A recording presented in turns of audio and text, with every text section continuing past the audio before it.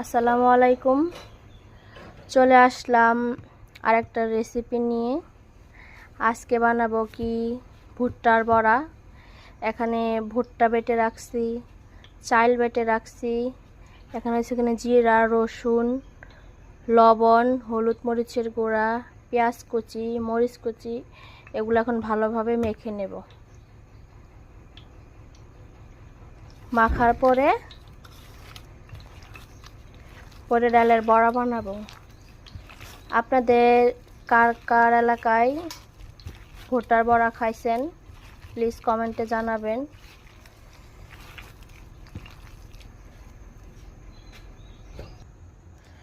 এই যে ভালোভাবে আমি মেখে নিছি। এখন কড়াইতে তেল দিয়ে দিছি, তেল গরম হয়ে আসছে। এখন একটা একটা করে দিয়ে দিব।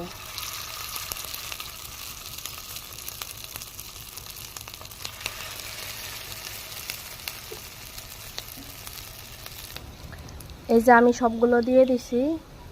এখন আস্তে আস্তে এপিট ওপিট করে ভেজে নিতে হবে। সময় নিয়ে ভালোভাবে ভাজতে হবে, নয় ভিতরে কাঁচা থাকবে।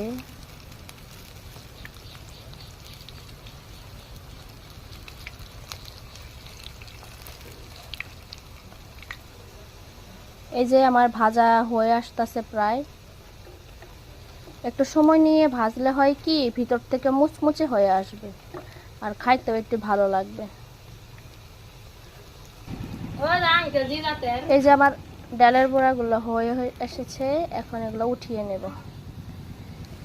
দেখছেন,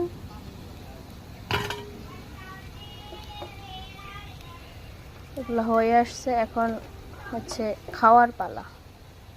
আর ভিডিওটি ভালো লাগলে please like, comment and share করে যাবেন। আল্লাহ হাফেজ।